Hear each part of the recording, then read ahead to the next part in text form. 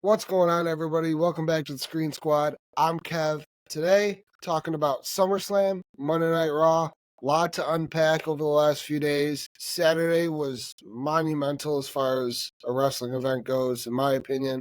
I loved the majority of the card, and Monday Night Raw was pretty impactful. It's probably one of the biggest Raws after SummerSlam we've had, and we're just going to unpack it. Starting off with the opening to SummerSlam, Triple H greeted the crowd and then welcomed Jelly Roll to sing, which he performed Liar, his new hit single. I love the song. I love Jelly Roll.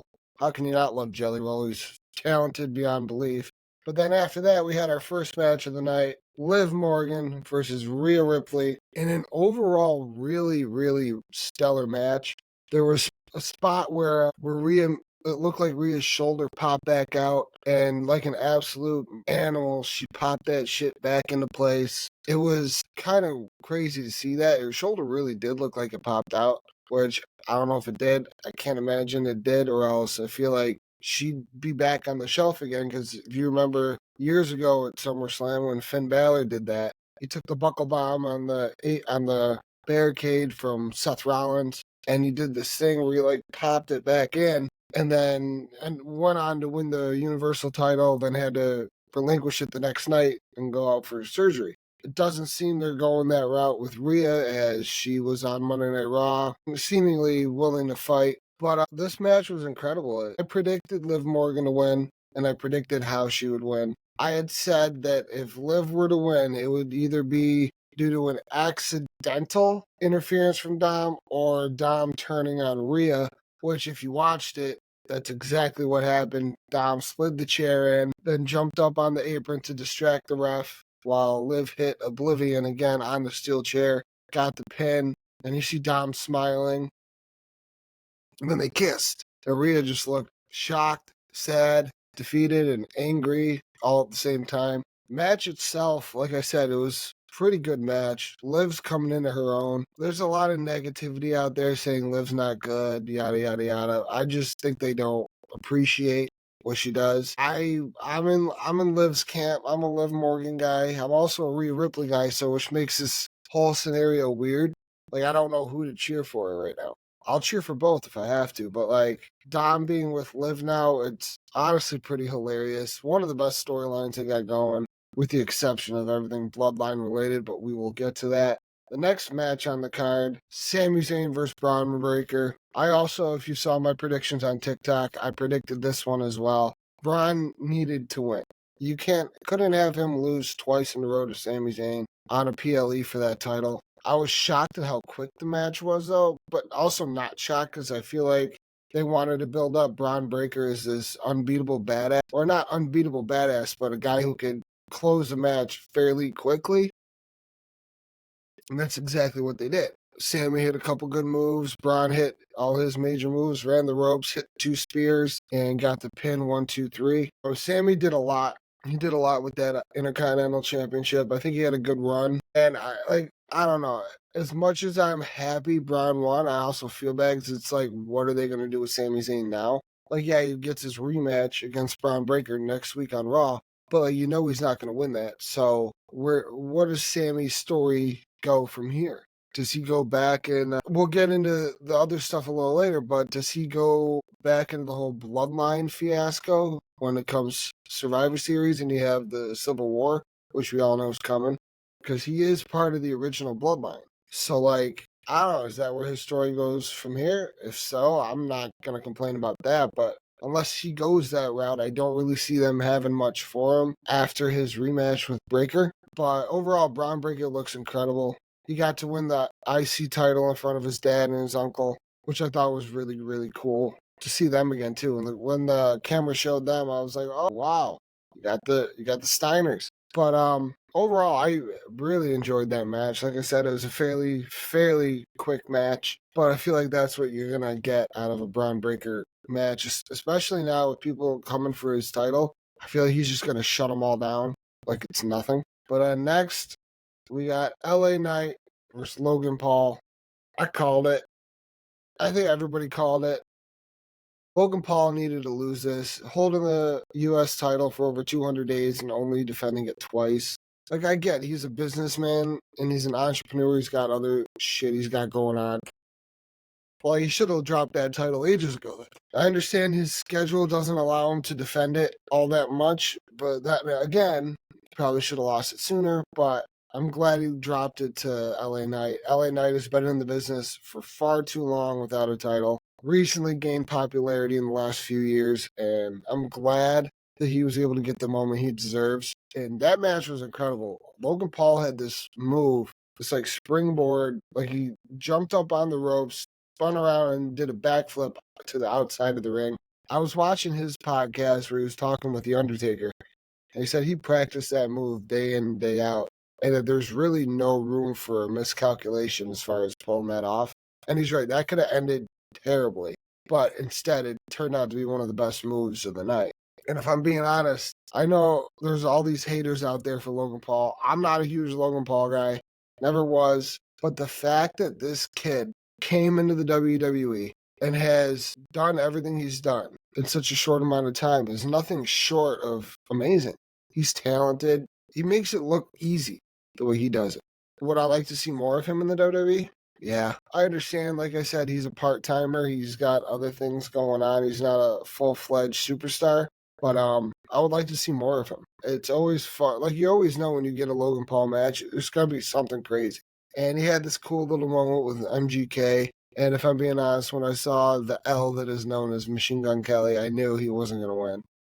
You guys could tear me apart in the comments for that. I'm not a Machine Gun Kelly fan. I'm on Team Shady forever and always. But yeah, overall, it was a solid match. LA Knight with the BFT of all BFTs got the win.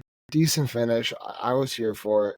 Next, you have Bayley and Nia Jax. See, this is a match that, like, I understand it's a championship match, but these announcers got to stop blowing smoke up Nia Jax's ass. She's not that good, and I stand by that. I know there's people out there, oh, she's improved so much. Where? I don't see it. I just simply don't see it. She doesn't sell. I don't know if they tell her not to sell to make her look like this unstoppable force.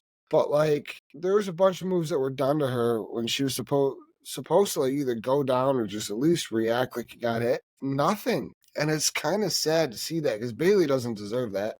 And Bayley didn't deserve them doing nothing with her title reign up until this point. Like, she really hasn't done much. I did get this prediction wrong. I predicted Bayley would win, but that she would be so beat up and just done that Tiffy Time would come and cash in. That didn't happen. She almost cashed in, but Bayley shut that down and then proceeded to get her ass sat on by Nia Jax a couple times for Nia Jax to pick up the win and become the new WWE Women's Champion. Don't know how I feel about that decision of her winning. I feel like that was a good place to have Tiffy cash in. Like, I know she's got a whole year she could wait to cash in, but, like, I'm just going based on, like, these moments that present themselves. She could have turned on Nia right there. She could have smacked Nia with the briefcase as they were celebrating and cashed in and pinned her. Overall, that was like a C- for me. I didn't really care for it. There really was no build up to this feud, other than the fact that they had to fill the card. So, with that being said, we are going to move on to Damian Priest versus Gunther. Now, this match slapped. And when I say slap, I mean it literally slapped. You had Gunther's chest literally bleeding from chops. You had Priest's chest looking redder than red from chops. Like, they were just slapping the hell out of each other. Those elbows from Priest, I know, like, they're not technically real, but they made them look so perfect. And Damian Priest has come a long way since winning the World Heavyweight Championship back at WrestleMania. And I truly think that if he didn't lose this match, it would have been fine. But I understand putting the belt on Gunther. It's a step toward a new style of champion. I see Gunther holding this title till probably WrestleMania or beyond. He had a record for the Intercontinental Championship. I think he's going to have a record with this. And it won't be hard to have a record with this because it's technically still a new title. So it's easy to form records off this title, like longest reigning World Heavyweight Champion, yada, yada, yada. I don't know what else to say other than this match was a banger. I loved every second of it. And then you had the moment with Finn Balor where he comes out. You think he's going to help Priest. And he tries a little bit or acts like he is a little bit. And then he puts Gunther's leg on the rope to help him like break the pin. And it was at that moment like Priest screwed himself. he got all caught up in that. He could have still won the match, but didn't. He was focused on Finn, which ultimately led to him being choked out by Gunther after following a nasty powerbomb, might I add. Gunther does such a badass powerbomb. It looks so devastating. Let's just say, like, SummerSlam, if it was nothing else, it was the implosion of the Judgment Day. Or the kicking out of two members, as we'll get into on Raw. But, yeah, the last two founding members of the Judgment Day are now gone. Well, not gone, but kicked out. Being Rhea Ripley and Damian Priest. And Finn wants to preach this whole no leaders thing, but it clearly seems like he's the leader of this new group. Anywho, I can't wait to see that feud down the road. I'm assuming they'll have a match at Bad Blood. Bad Blood is going to shape up to be a solid card. I don't care what way you look at it. There's going to be a lot of feuds settled there or ignited there. Next, we have CMPunk versus Drew McIntyre with the special guest of all special guest referees, Seth freaking Rollins. This match, they obviously clearly paid homage to the Bret Hart Undertaker with Shawn Michaels as the referee match from way back in the day. You had Punk wearing the gear, the hot pink gear, which immediately, as soon as he came out wearing that, I'm like, they're doing this. And they almost had the spot too with the chair, except Seth was able to control it when he swung the chair and not hit Punk. The match was fantastic. The ending was a little weird, but like, I get it. CM Punk's own ego and love for bracelets ultimately screwed him in the end. We did get to see a couple GTSs, which I was happy with. We got to see the Anaconda Vice, the running knee, basically everything that makes Punk Punk.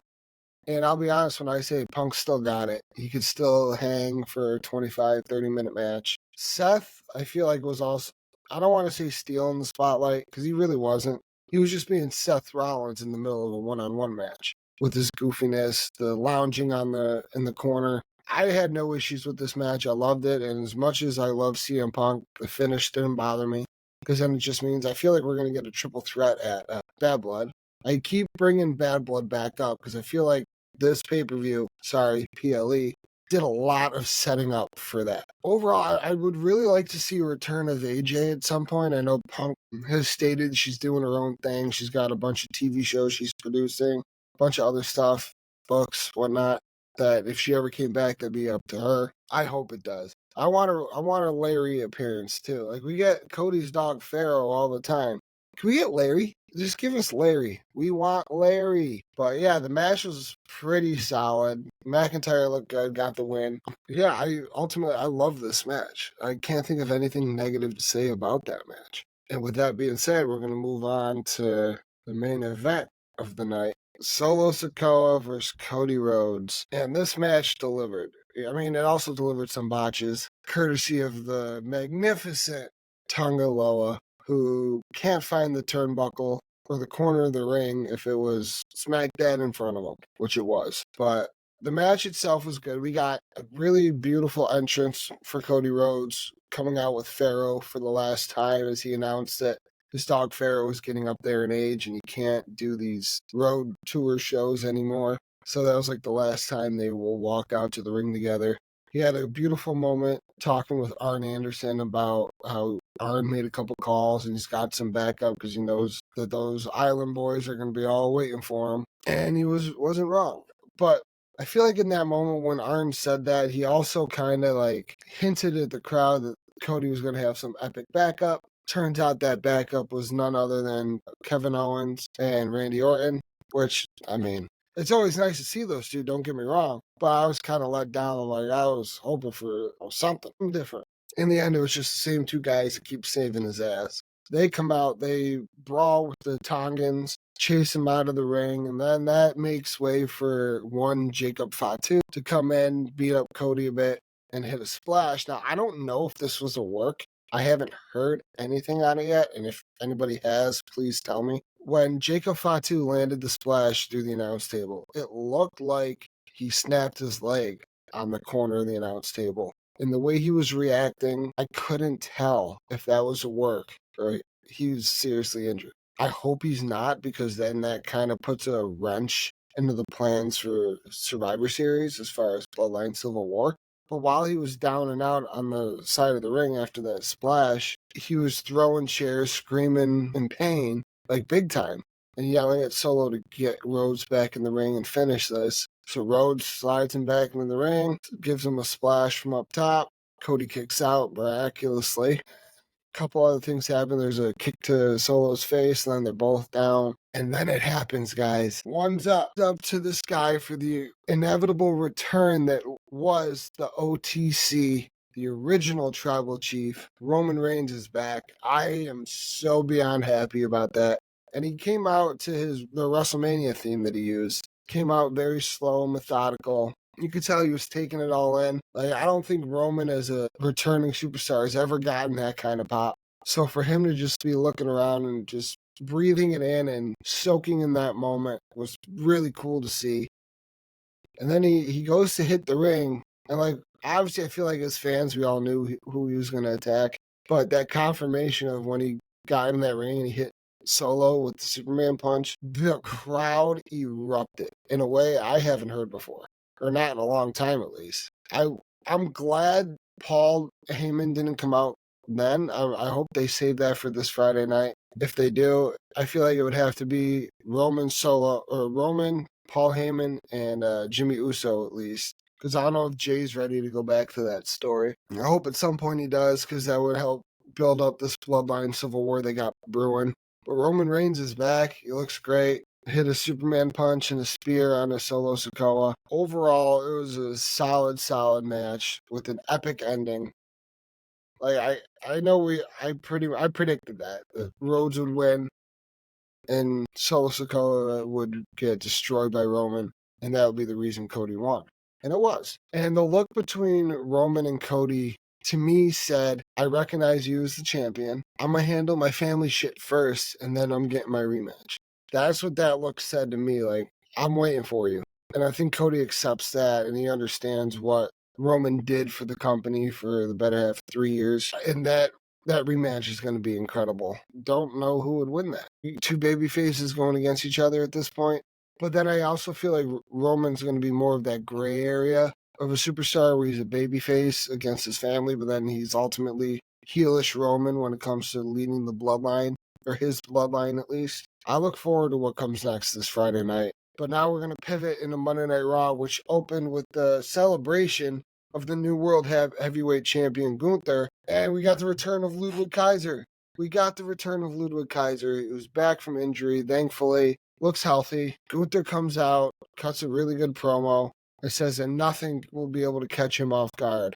Well, he was wrong, because Randy Orton's music hits, comes out, and I knew exactly what he was going to say. That he was going to bring up the botch at King and Queen of the Ring, how he didn't get pinned. So going forward, it's been confirmed that Randy Orton will face Gunther for the World Heavyweight Championship at Bash at Berlin. That's like the first match to be confirmed for that event. I'm cool with it. Ultimately, that match needed to happen. I've been wondering when it was going to happen, and I'm glad Randy Orton is cashing in on that opportunity now. He waited for the World Heavyweight Championship. Do I see Randy winning? No. Do I think it'd be cool for him to be the third person or get closer to tying Ric Flair and John Cena's record? Yeah. Because honestly, if he wins that, he could carry it for a little bit, possibly in the next year when Cena does his farewell tour, and then you can have the two of them fight for that record-breaking win. Well, John wins the title, he'll officially break the record, which I would love to see on this farewell tour. But yeah, Bash at Berlin set. Gunther versus Randy Orton was awesome. He had the Judgment Day implosion a little bit, featured more. He had some really cool promos by Priest and by Finn, showing off his new Judgment Day, which I saw a funny comment that said it's the Temu version of the Judgment Day now, with Finn Balor, JD McDonough, Carlito, Dominic Mysterio, and Liv Morgan. I'm here for it. I'm a Liv guy. I wasn't a Dom guy, but the way he has been lately, I'm getting on the bandwagon of this dude's fun to watch. Because you never know either the shit that's going to come out of his mouth or his little dirty antics, hence the nickname Dirty Dom. I love it all. I'm so here for it. Monday Night Raw was still, overall, it was pretty good for being a Monday Night Raw following SummerSlam. It's a cool moment. Oh, before we get into anything else, it seems like there's trouble within the New Day as Xavier Woods and Kofi Kingston's decision to involve Odyssey Jones had that backstage moment where just isn't looking too thrilled about he being there. If this ultimately leads to Woods betraying Kofi in favor of the Final Testament, I feel like that's a little weird. Also, what else are they gonna do with the New Day now that Big E's like gone? So I don't see anything else really coming out of that other than a feud between Kofi and Xavier, which I think would be a barn burner. I'm here for that. But yeah, Woods didn't really seem to appreciate Odyssey Jones being there. He expressed uncertainty about it, hinting at a potential tension within the New Day. But which leads into my next statement. Odyssey Jones is here, guys, and he picked up AOP. He picked them up. That's a lot of weight being picked up by one man. And Bronson Reed is another big, meaty guy who just seemed to carve his own path out by absolutely demolishing Seth Rollins with about 6 or 7 tsunamis from the top rope. There was blood coming out of Rollins' mouth. And I'm not big on referees throwing up the X sign, especially if it's a work. Like the X sign, I feel like should be reserved for legitimate injuries. And unless Rollins is seriously injured and hospitalized, like they said he was, then I don't feel like the refs should have done that, or they shouldn't have just used it in general. But like, I don't know. I'm here for whatever comes next between these two guys. Bronson Reed is talented, but he's a big guy, so oftentimes the big guys just get overlooked terribly. We had a nice promo with CM Punk and Drew McIntyre and Seth Rollins, where obviously it's leading to a triple threat match of Bad Blood. It has to. They had a nice segment. Punk came out, was talking about, I'm happy right now. And then Rollins comes out, takes his shirt off like he's about to fight him. They look like they're about to fight. McIntyre shows up from the crowd, taunting Punk with a bracelet, which causes CM Punk yet again to just go into this fury and chase after him, and that's it. Which led to Seth Rollins being jumped by Bronson Reed in the middle of the ring. It's going to happen at Bad Blood. We all know that. But now we're going to talk about the biggest thing that happened on Monday Night Raw. The in-ring debut of my new favorite group. This group's gotten some hate that they're not being portrayed well, that I've seen some people say, oh, it feels like Halloween whenever they come out. But yeah, these are also the same people that never once bitched about anything The Undertaker or Kane ever did, or The Brood, or anything like that. Like, everybody has done these gimmicks of creepiness with, like, horror aspects, and no one ever once bitched then. But now it's like, because it's the Wyatt Sicks and it's Uncle Howdy, now it's a fucking problem. I don't understand the hate. If anybody wants to try and justify it to me, please do. But I think the theatrical entrance set the stage for an epic match against Gable and the Creeds, now known as American Made. That name's still growing on me. Like, it was a beautiful in-ring debut with a heartfelt tribute to their fallen leader. They used Bray's music fully, like the full song that is Shatter. They used it. They didn't just use the piano keys. They used the actual song, which as soon as I heard that beat switch, that hit me. I'm like, this is beautiful. Then Uncle Howdy sits down in the chair. They blow out the lantern. They all run to the ring. And when I tell you, they all look good. They look good. Do I think this might have been the match that moves them past Chad Gable and onto a new rivalry? It's not entirely clear. I mean, at some point we got to have Uncle Howdy in a match, right? And I feel like that should be Bad Blood against Chad Gable. Just him versus Gable. You had the 6-man tag match on Monday. Could have been a SummerSlam match. I understand why it wasn't, because then you would have had an 8-hour card. But the Wyatt Sicks paying tribute to Bray Wyatt, delivering a performance that blended high-quality wrestling with dramatic storytelling. Their victory and then subsequent tribute to Wyatt closing the show on an emotional high note. It almost felt like a one-and-done tribute match, even though it wasn't. But it definitely felt like a tribute match. And this segment exemplified WWE's ability to combine in-ring action with theatrical elements. I don't see how anybody could really be hating on this. It's beautiful.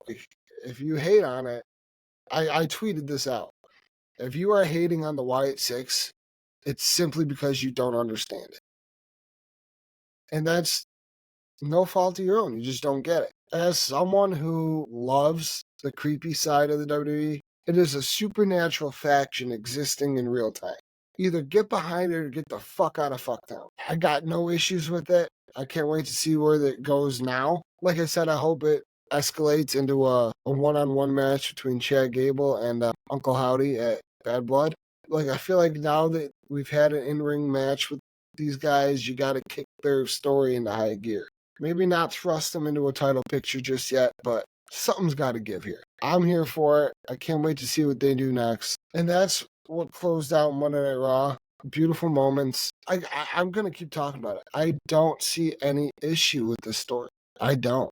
You could call me a Bray Wyatt mark all you want. Cool, dude. I'm here for it. I got no issues with this. And if any of you do, like I said, you just don't understand it. But people are entitled to their own opinion, which I understand. But the factual opinion is this. If you don't understand, one, the name, Wyatt Sicks. There were supposed to be 6 of them. This was always supposed to be Bray Wyatt's group. Bray Wyatt passed away. Taylor Rotunda picked up those reins, turned Uncle Howdy from being just a side character to the main character. I don't care if the masks are wonky. They're not. It'd be wonky if they wrestled in the masks, which they don't. I feel like it would weigh them down and hinder their performance. So yeah, we get to see the faces of Joe Gacy, Dexter Lumis, and Eric Rowan. We all know what they look like anyway. Do they really have to have masks on and fight? Nikki's the only one who I would say leave the mask on when she fights because it's not a big mask. The other 3 guys, there's no freaking way they'd be able to pull that off. No one could. But with that being said, I think they all performed very, very well. The cohesiveness in the ring, they obviously have been working on this for a while now. Dexter Lumis looked incredible. Joe Gacy had a cool upside down moment in the corner, but his own kind of upside down moment, paying tribute to Bray. Overall, it was good. You had everybody hit their finisher. I'm not necessarily sold on the finish that pinned Chad Gable. I don't know, maybe that was just brutality pinning him. I don't know if there's like an actual finishing move yet, if any of this has a name. I'm glad they're not all just doing the Sister Abigail, though. That'd be a little too on the nose, if you know what I mean. But with that being said, the Wyatt Sicks closed out Monday Night Raw in a way that made me incredibly happy, and I know it made a lot of other people happy. But that's all I got for SummerSlam and Monday Night Raw. Stay tuned for more epic content. Like I said, me and Andy are cooking up something great. We got a lot of news and anticipation. Tomorrow I will be doing my spoiler-free and spoiler-filled review for Deadpool and Wolverine. It's been enough time. I've waited long enough for everybody could have gotten a chance to see this movie. Because I'm big on not spoiling things, but I gotta talk about this movie. So with that being said, stay tuned for that tomorrow. I'm Kev with the Screen Squad saying peace. Damn.